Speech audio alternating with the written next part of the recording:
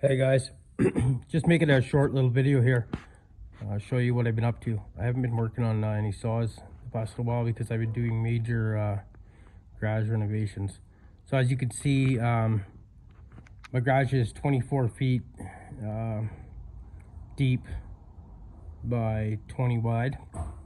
And before I had it divided in 12 and 12. So that partition wall right here was right in the middle, so somewhere right here at the edge of the blue box.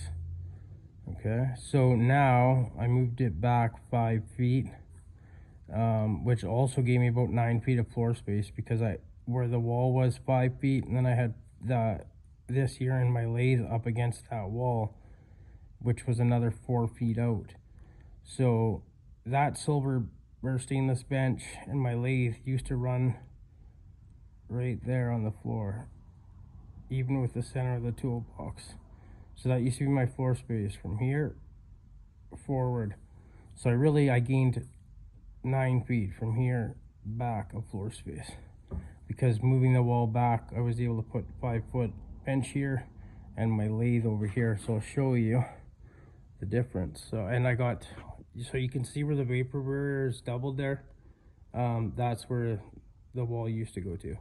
So I extended the vapor barrier, I squared the wall down, and then I framed a door in it also. So all that's left to do, oh, and I installed a furnace. So there's a 240 volt electric furnace now. All that's left to do is insulate the ceiling. The walls will be spray foamed next year. So I'm going to insulate the ceiling myself this year, and my door. Okay, so yeah, here's the lathe now. I had an electrician come in and wire in the heater. A friend of mine also did some plugins for me. I never had a plug-in on this wall. This garage was like one of those kit garages. So he put in a receptacle over here. So less extension cords. I don't have any extension cords running now to nothing. And the lathe plugs in directly above the motor, not even 3 feet. So yeah, there's the lathe. So before, you guys remember, instead of having this framed in with a door, I had a blue tarp, and it was a pain in the ass. I'd have to take it down in and out to get in and out of there. So this time I put a door. Now there's a window, same window on each side, but the wall used to go to here, so now it's over here. So I had to center that window. So you can see it's right at the center of that window. So I'll take you guys in on the other side and show you why I divide it. First off, I divide it because we store motorbikes back in here. So when I'm cutting, grinding, welding, torches, everything like that going, sparks, painting, none of the overspray or anything like that gets on the bikes. So yeah, a lot more room in here now. I'll take you in the back here now. So in the back, just storage, like I got my extension cords, and then, you know, household storage stuff, lawn furniture, whatnot. There's still a decent amount of room back here. So here's the other half of the window back here.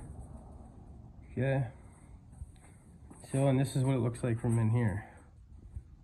So, you know, I got the kids' bicycles and just storage. That's all it is. Just storage, guys. One little wall of storage. And there's still lots of room back here. This cabinet, filing cabinet's gonna be gone. So this is where I'll pull on the bikes. There'll be one right here, and then another one beside it. And then they're safe back here, and it's dry storage, because I heat that side of the garage. So when you're heating and cooling, you're changing the temperature, which causes condensation. So then the metal starts to sweat and rust. So when it's back here, it's just frozen, just in winter. So we take the batteries out, and bike stays just ice cold. Nothing rusts or anything like that. So yeah, coming through the man door here, there's another glimpse.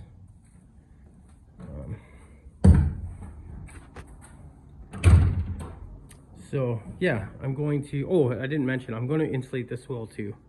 So this wall will be done with foam on the back side. The door will be done with foam, all 4 panels.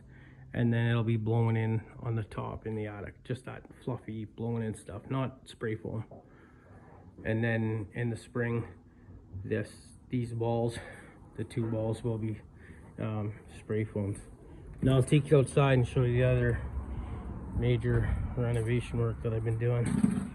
So half of the garage here is was buried in the ground, so I had to excavate all this because the section that was buried in the ground had rotted through. So what I had to do is peel it all up. I had to put in a new sill plate, new framing, and then I put pressure treated plywood. So I still got to put the siding back up there and then backfill it, so it won't rot anymore. It's all pressure treated.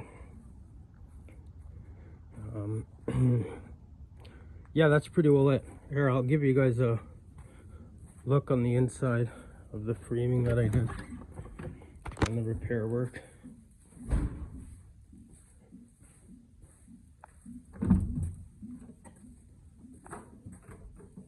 Okay, so you can see it back here. See the 2 new studs in the corner, and then the pressure treated, and there's a pressure treated sill plate, all new pressure treated sill plate down there, and then 2 feet of 1/2 inch pressure treated plywood, and that goes half the distance of the garage, 12 feet. The other half wasn't rotten because it's only in the ground like 5-6 inches, because it tapers up, like, so at this front corner it's level, you know, and then a couple feet back it starts to go up, you know, and by the time it hits the halfway mark, which is right here, it's only like 2-3 inches in the ground, and then it goes straight up to the back about 4 feet in the ground, 3 feet in the ground. So yeah, that's it. And the other side of the garage isn't like that. I'll show you. It's dug out with a retaining wall. So we got, it's dug out, you know, 5-foot walkway, and then it's a retaining wall, and then the back's dug out also, and there's like a storage in behind there, 5 feet, and then the retaining wall. So as you can tell, like, that eave is only like 3 feet from the ground back there. But yeah, that's it, guys. Thanks for watching. Everything is oh, I gotta get a new man door. Unfortunately, I locked my keys in here the other day, and because I put a metal brace in here, it wasn't able to split this. So what happened was it ended up splitting the whole door. But the door was screwed anyway. The garage got broken into, so I think you guys know that already. Some of you might, but anyway, yeah, the garage was broken into, and they kicked the door in. So that's why I ended up replacing all this here to make it stronger. But yeah, it took 12 good kicks. Yeah, the lathe, everything works. Everything's all wired. Now, I started this yesterday afternoon. Like, I mean, as of yesterday morning, everything was the same the way it was before I did any of this work. And I worked till about midnight last night out here, and then I got up at 4:45 and come out here. I was out here working by like 5 to 5. So I didn't screw around. I just wanted to get it done. And right now it is what? Maybe noon hour. So we'll say 6 hours even. That's what I got accomplished, 6-7 hours. And then yesterday, see, the furnace just kicked on. It's nice, it's got a remote, no more fumes. I got that for backup, the propane heater there. So let's give you guys an update on what's going on here. So I just started tearing into these before I left for work. I started tearing into these I got 2 of these things. These belong to a buddy of mine. We're gonna build a couple little race saws out of them. So I forget which one's which. I can't recall, but anyway, I'm changing a fuel line on that one. That's why it's taken apart like that. And then I have another one in the box here, in that black box. Also I have, ouch, I just got that guy in the rib. I got a, what is that, 365 back there too. I gotta do something with. That's for another guy. And this little saw friend gave me too. I forget what it is. Something 5 Johnson Red. Is it a 55 Johnson Red? So I don't know what it is. 525 maybe, something like that. Anyway, yeah, I walked into this, got in the rib, but this was straight before and it didn't work straight, so I had to angle it a bit, so just to use it for now. But I still don't like it being super close to the wall, so I'm just gonna move it, you know, 6 inches that away. My grinder's all set up, everything works.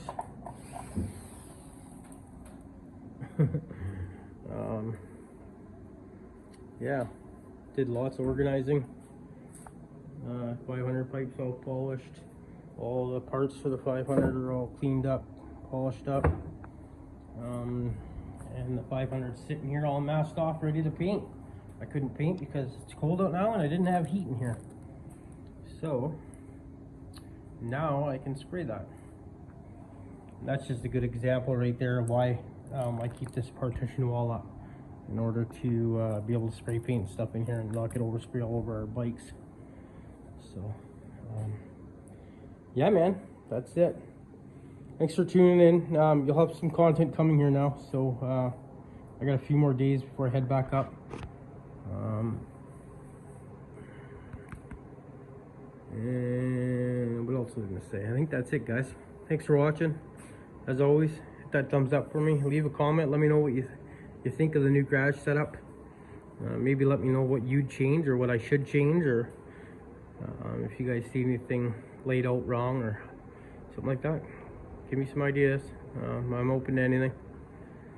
Anyway, thanks for tuning in, guys. I'll bring you guys back in for one more little update video when we're done insulating. Okay, and then we'll be back straight to the saw content, whether it's painting this thing and assembling the hot saw, or working on those 2 little Shindawa 488s, making them into little race saws. Okay, thanks, guys. As always, if you aren't subscribed, consider subscribing. It's free to you, helps me out. Hit that thumbs up and leave me a comment. Let me know what you think. Take care, guys.